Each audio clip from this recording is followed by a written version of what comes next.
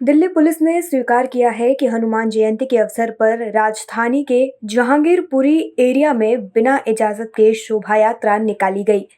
इस मामले में विश्व हिंदू परिषद, बजरंग दल, दिल्ली प्रांत के आयोजकों के खिलाफ केस दर्ज किया गया है। मामले में वीएचपी के जिला सेवा प्रमुख को गिरफ्तार किया गया है।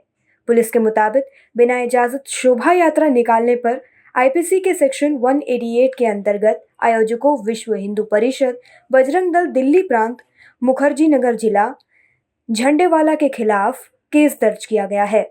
एक आरोपी विश्व हिंदू परिषद के जिला सेवा प्रमुख प्रेम शर्मा को मामले में अरेस्ट कर लिया गया है।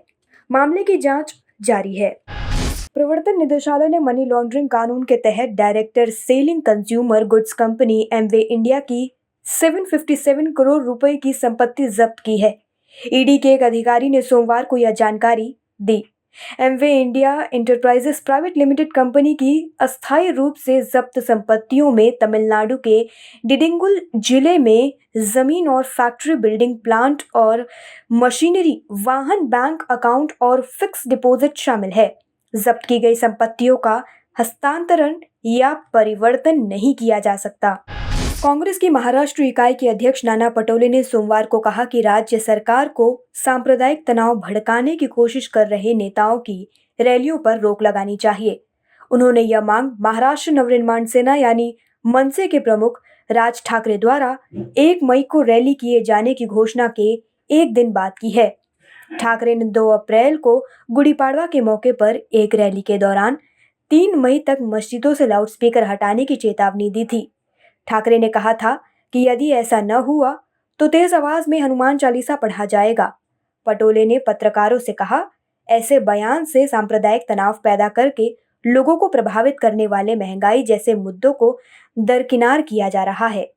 देश में कोरोना के केस एक दिन में 90% बढ़ जाने को लेकर हर तरफ चिंता दिखाई दे रही है। केंद्रीय स्वास्थ्य मंत्रालय ने इसको लेकर एक स्पष्टीकरण जारी किया है। मंत्रालय ने केरल समेत अन्य राज्यों से कोरोना का डेटा रोजाना समयबद्ध तरीके से भेजने का निर्देश जारी किया है। केंद्र सरकार ने कहा है कि केरल ने अपने राज्य का डेटा 13 अप्रैल के बाद से ही नहीं भेजा था, लिहाजा 5 दिनों के गैप के कारण उसने 940 केसेस आज रिपोर्ट किए। वहीं इस कारण उसने इतने दिनों के अंतराल में 213 मौतों को दिखाया। केरल के 5 दिनों के अंतराल के बाद भेजे गए मामलों को घटा दे तो सोमवार को 1240 केस दर्ज किए गए, जबकि सिर्फ एक व्यक्ति की केरल को छोड़कर मौत दर्ज की गई।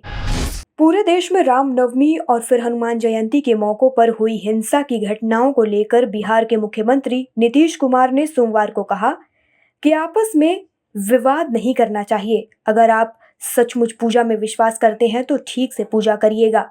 फिर उन्होंने सवाल किया कि झगड़े का पूजा से कोई संबंध है। उन्होंने कहा कि अगर कोई किसी समुदाय का है और विवाद करता है तो मान लीजिए उसको धर्म से कोई मतलब नहीं है, वह सही आदमी नहीं है और किसी न किसी तरह विवाद पैदा करना चाहता है। नीतीश कुमार सोमवार को अपनी जनता दरबार के बाद पहले से उनके द्वारा मंजूर सवालों का जवाब दे रहे थे। नीतीश कुमार ने कहा कि बिहार में वे काफी अलर्ट हैं और पहले की तुलना में स्थिति काफी सुधरी है। हालांकि उन्होंने यह भी माना कि कुछ न कुछ इधर उधर होता ही रहता है, लेकिन उनके हिसाब से उसके लिए ज्यादा चिंता करने की जरूरत नहीं है। नीतीश कुमार ने कहा कि बिहार में सब लोगों को इजाजत दी जाती है।